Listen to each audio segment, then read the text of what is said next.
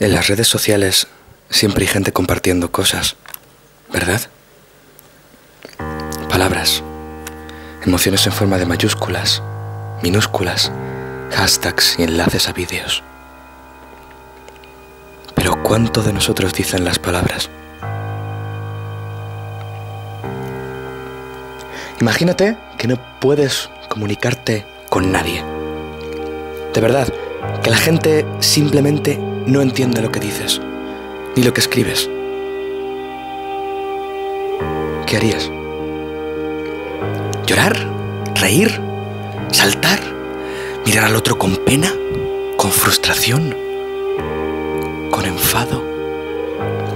¿Dónde mirarías? ¿Cómo andarías? ¿Hacia dónde querrías esconderte en un mundo en el que la cárcel es la incapacidad misma de comunicarse? No habría escapatoria. Solo te quedaría una cosa: llorar, reír, mirar al otro con pena, con frustración, con enfado. Solo eso. Emociones y gestos. Personalidad en estado puro, nacida del propio deseo de sobrevivir. Pero no estamos acostumbrados a sobrevivir. Parece que ya no tenemos que hacerlo. Porque todo está informatizado. Si no entiendes un idioma, está el traductor de Google. Y si sientes algo y quieres que alguien lo escuche, lo tuiteas. Pero, ¿y si no pudieses hacer nada de eso? Sin móviles, sin idioma, imagínate a ti, solo tú, literalmente, frente al mundo. Frente a la infinita e intangible marabunta de estímulos audiovisuales en una ciudad que habla un idioma completamente diferente y con otras costumbres. ¿Cómo sobrevivirías? ¿Recuerdas cómo se hace? La única salida que tendrías en ese caso sería probar un lenguaje que fuese universal. Pero ¿existe tal cosa? ¿Qué forma tiene? ¿Cómo se habla? La única forma de hacerlo es haciendo aquello que has olvidado hacer. Y es sobrevivir. La honestidad, la humanidad, el sentimiento primigenio de mirar a alguien y sentir un mundo entrando en tus entrañas cuando eres capaz de comunicarte cuando ya lo veías imposible. El sentimiento de alivio al reconocerte en los gestos del otro. El sentimiento de reencuentro contigo mismo por ser capaz de encontrarte con otro. Los pequeños detalles de la vida, el sabor de una buena comida, el crujido del hielo, el tacto de las zapatillas recién limpiadas, el sonido de una campana que no sabías que había en tu calle, que alguien te abrace cuando hacía semanas que nadie te tocaba.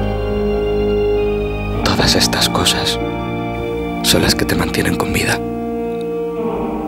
La pena es que el sentimiento de abundancia es demasiado poderoso en el primer mundo. Tanto que estas cosas que te mantienen vivo pasan y nos pasan y no les prestamos atención. Y eso no es lo de menos, porque no hace falta prestarle atención a algo para sentirlo. Pero el problema es que la gente está triste. Y lo está por no sentirse. Porque simplemente no podemos acceder a lo que nos hace humanos. No podemos. Y cada vez perdemos más la capacidad de hacerlo. Porque es mucho más fácil acceder al correo electrónico. Porque es imposible sacar tiempo para ser humano si tu estado mental es de permanente hora punta. Lo único que puedes ser es transeúnte, surfista de multitudes, perseguidor de autobuses, devorador insaciable de pitidos de notificaciones de móvil, consumidor compulsivo de tiempo, enfermo de cansancio mental crónico. A veces veo a gente pobre más feliz. Y ellos no tienen móviles. Con tantas opciones de comunicación es imposible comunicarse. Parece paradójico, ¿no? Pero no sé dónde empiezo yo y acaba mi cuenta de Facebook o este canal de YouTube. Soy una especie de gota en un océano insondable. Soy el verdugo y la víctima de una trampa que me he tendido a mí mismo, que todos nos hemos tendido. Pero yo quiero salir de ella. No la quiero, no puedo, necesito comunicarme, vencer la pereza que me ancla a estar un fin de semana en mi cama sin ver a nadie viendo series, vencer la pereza, vencer la indiferencia, vencer el sedentarismo mental, vencer mi involuntad, vencerme. Porque solo con humanidad se puede uno enfrentar a la humanidad. Porque solo la humanidad puede vencerse a sí misma. Solo cambiando un emoticono por una mirada, un discurso elocuente por un baile honesto, aunque no sea bueno, por cortar en persona y no por WhatsApp, por contar historias a los ojos y aguantarle al otro la mirada. Érase una vez un mundo en el que la gente salía a ver quién había en el bar o en un parque. Había cosas llamadas juegos y cosas llamadas amigos y cosas llamadas deseos. Pero eso ya no existe. Y quien dice tenerlo miente o se lo guarda para adentro. No existe. No existe. No existe. No existe más. No. Y si existe algo de eso, solo queda algo de eso en el alma humana.